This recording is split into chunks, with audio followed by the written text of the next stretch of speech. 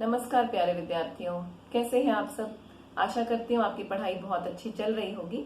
अब तक हम अपने अलंकार के बहुत से भेद कर लिए हैं।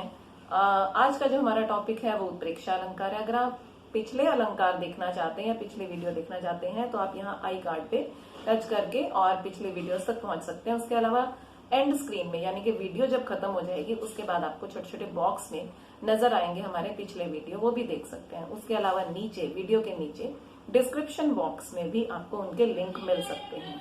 ठीक है, तो अब हम करते हैं उत्प्रेक्षा अलंकार, जहां उपमेय में उपमान की कल्पना या संभावना व्यक्त की जाए उसे हम उत्प्रेक्षा अलंकार कहते हैं। इसी बात को समझना है कि वो कल्पना या संभावना क्या है। देखिए, उपमा में क्या था, सी सा सम समान, उपमेय में उपमान की समानता। ठीक है, रूपक में क्या था, उपमान और उपमेय का अभेद, आरोप कि वो वही है। मैंने उसमें बोला था एक ट्रिक बताऊंगी, आज बताती हूँ ट्रिक, मैं उसमें भूल गई, आई एम सॉरी। रूपक अलंकार में एक डैश लगा होता है जो यहाँ पे आपको दिखाई दे रहा है, चरण कमल बंदो हरि राई, चरण कमल बंदो हरि राई।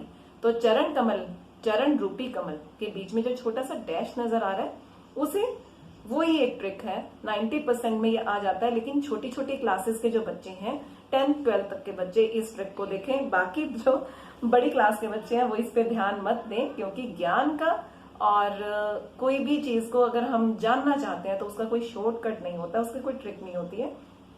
मैंने खुद भी अच्छे से डीप स्टडी की है हमेशा से, और मैं डीप स्टडी की ही प्रेफर में रहती हूँ। मुझे एक ही बात पता है कि जो सक्सेस है यानी कि सफलता है उसके लिए कभी कोई शॉर्टकट होता नहीं है। आप सही से पढ़िए तो ही आपको सही से समझ आएगा। जो मेन जानकारी है वो नहीं मिल पाती है इन ट्रिक वगैरह से। तो कृपया आप अगर बहुत अच्छे से पढ़ना चाहते हैं तो ही इस चैनल पे रहिए।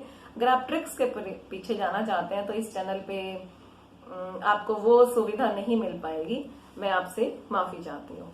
और उत्प्रेक्षा अलंकार पे वापस आते हैं, जहां उपमेय में उपमान की संभावना या कल्पना की जाए। अब कीवर्ड्स क्या होते हैं इसके, ऐसे शब्द जिनसे कुछ आइडिया लग सके, मानो, मनु, जानो, जनू, ज्यो, इस तरह के जो शब्द हैं आपको यहाँ नजर आ रहे हैं। इन शब्दों को अगर आप देखते हैं तो आंख बंद करके आप उत्प्रेक्षा अलंकार लगा सकते हैं। उदाहरण दो तो सिर फट गया उसका वही मानो अरुण रंग का घड़ा। किसी के सिर पे चोट लगी और सिर फट गया उसका वही मानो अरुण रंग का घड़ा, लाल रंग का, अरुण मतलब लाल रंग का, सिर गोल होता है, घड़े जैसा लगने लगा। मानो, जैसे हम बचपन में करते थे ना, माना मूलधन 100 रुपए, तो वही बात है उत्प्रेक्षा में, मानना है वो चीज है नहीं। रूपक में तो अभेद कर दिया वो ही है, उपमा में कह दिया उसके समान है, और इसमें क्या किया, मान लो वैसा है। माना मूलधन 100 रुपए कर लेते थे ना, हमारे सवाल निकल जाते थे। और उदाहरण ले, उस काल मारे क्रोध के तनु कांपने उसका लगा, उस काल मारे क्रोध के तनु कांपने उसका लगा, मानो हवा के जोर से सोता हुआ सागर जगा। ठीक है, ये एक उदाहरण हो सकता है। या फिर कोई और जायसी जी की रचना है पद्मावती, उसमें भी कई जगह पर है। एक मुझे याद आ रहा है, पद्मावती सब सखी बुलाई, मनु फुलवारी सभय चली आई। तो ये भी एक उदाहरण हो सकता है। बाकी आपको यहाँ दिख रहे हैं, मेघ आए बंठन के संवर के, पाहुन जो आए हो गांव में शहर के। तो ये बहुत प्रसिद्ध है, मानवीकरण में मैं पहला उदाहरण यही लेती हूँ, मेघ आए बंठन के संवर के, तैयारों के आगे। तो ये हुआ उत्प्रेक्षा अलंकार। आज का हमारा दूसरा अलंकार है। अगर इसमें कुछ समझ नहीं आया तो प्लीज कमेंट करके पूछ लीजिए। आपके कमेंट्स आते हैं चाहे पूछने के लिए, चाहे कुछ भी बात करने के लिए, चाहे गुड मॉर्निंग के, एक आनंद जी हैं उनके बहुत मैसेज आते हैं, मैं बहुत वेट करती हूँ। जैसे वीडियो अपलोड होता है मैं वेट करती हूँ, उनका आ जाता है तो मैं बहुत प्रसन्न महसूस करती हूँ, एक फीडबैक मिलता है।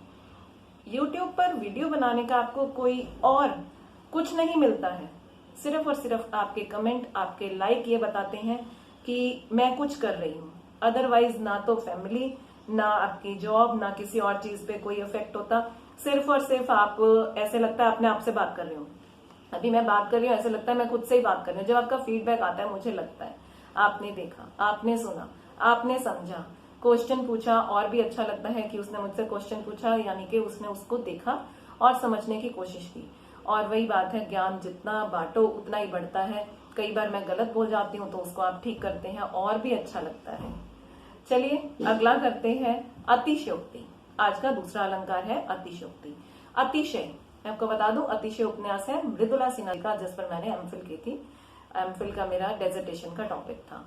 तो अतिशय, उक्ति, अति पहले ज्यादा, अतिशय और भी ज्यादा, उक्ति जिसमें किसी विषय वस्तु को लोक सीमा से बढ़ा चढ़ाकर वर्णन किया जाए, जो चीज डाइजेस्ट ना हो, हम सहन ना कर पाए, जो ऊपर से चली जाए। बचपन में हम जोक्स सुनाते थे ना, लंबी लंबी छोड़ता है, वो चीज है।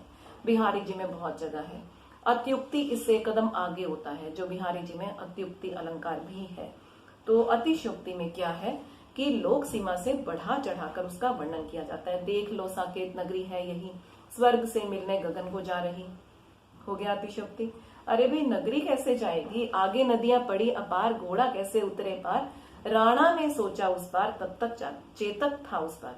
ठीक है, चेतक बहुत तेज दौड़ता था, लेकिन अभी तो राणा जी सोच ही रहे थे, तब तक चेतक था उस पार। हनुमान की पूंछ में लग न पाई आग, लंका सिगरी जल गई, गए निशाचर भाग।